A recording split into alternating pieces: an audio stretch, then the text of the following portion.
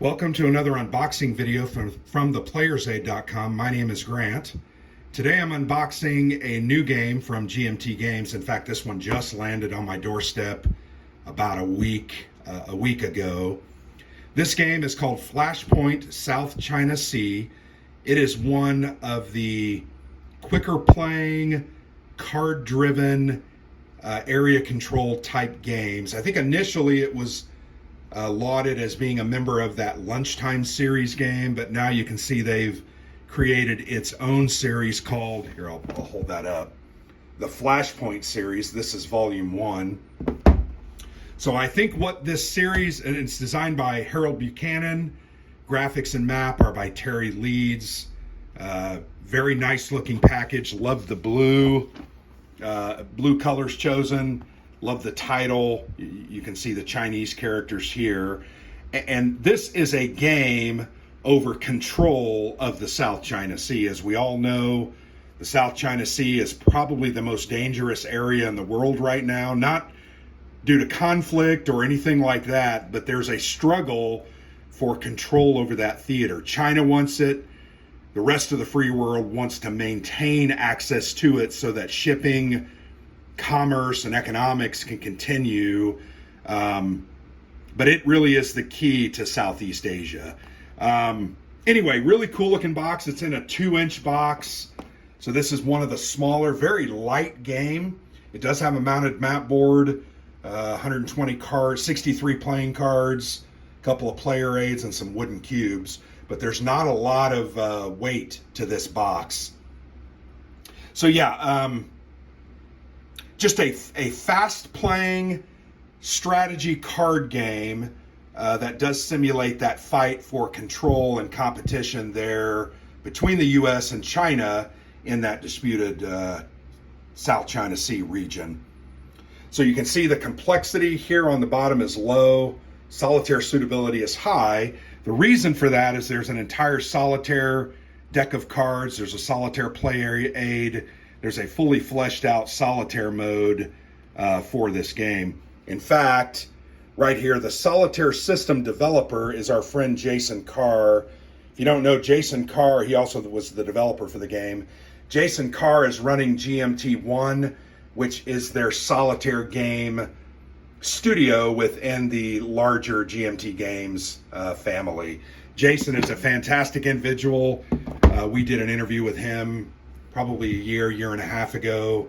Young guy, aspiring. I know he has design aspirations as well, and I think he actually will have his own Flashpoint game coming out soon. If it hasn't been announced already, I'm just trying to remember. All right, with that, after 3.5 or 4 minutes, I'm going to go ahead and open the box. And you're probably saying, thank heavens.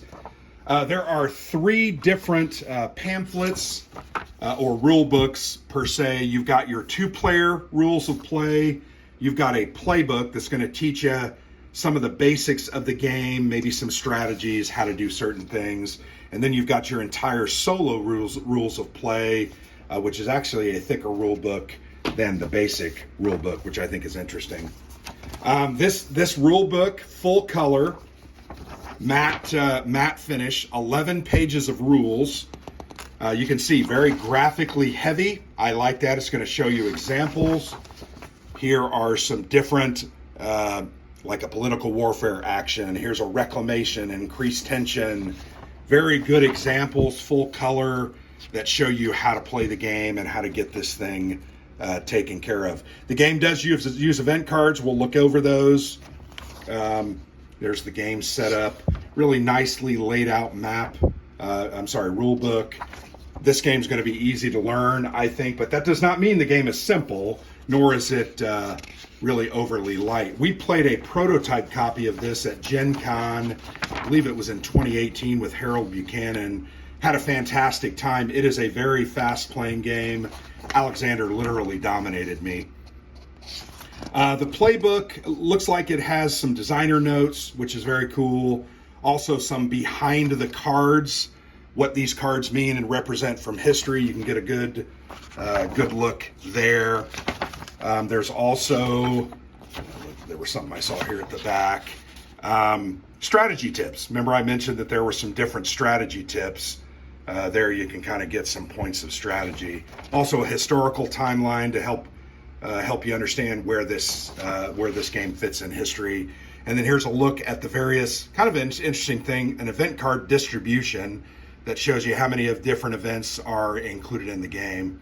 That's very interesting. I'm an analytical person. I like looking at those.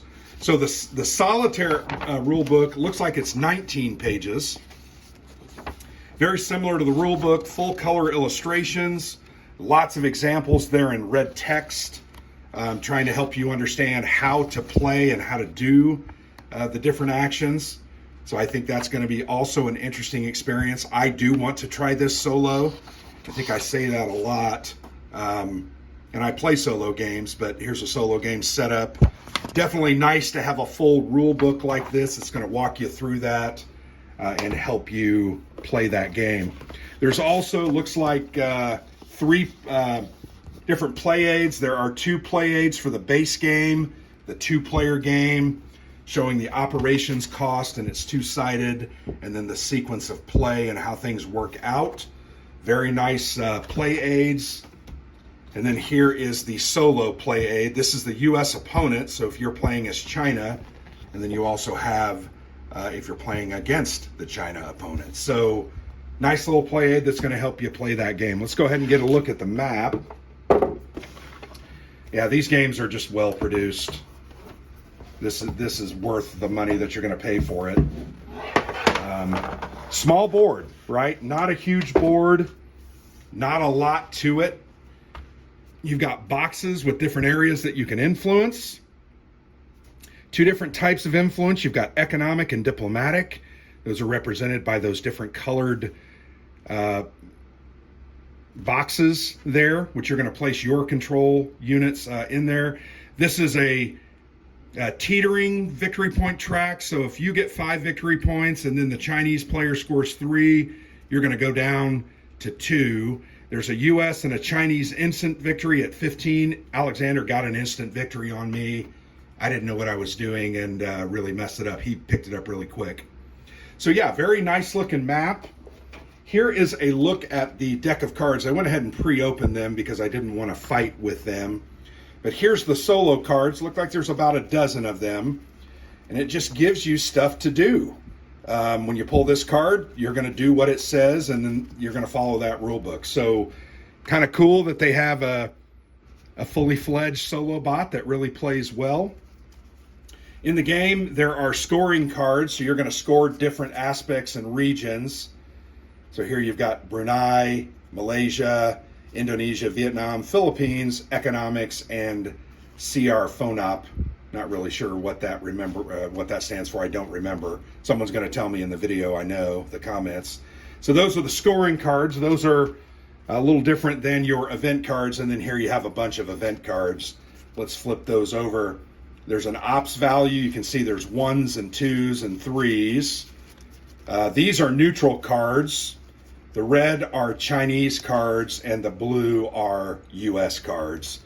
You can see there's just a name, a picture, and then there's tension to any level, so it looks like you can play this at any point. Then execute a 1 operation value card. Once again, not really sure, but it does identify a country here. That's Vietnam. Economics. So you're gonna play those cards and just try to dominate your opponent. The game comes with a bunch of wood, red and blue cubes, a couple of black discs. 4 of those, so those are what you're going to mark the things on the board with. So there you have it. Flashpoint South China Sea. This one's been a long time coming.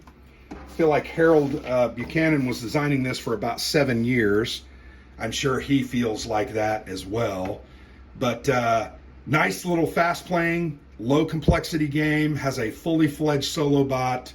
I don't know what there's not to like here. Very interested in getting this one to the table and telling you how it plays. So thanks for watching. I've been Grant with the Player's Aid.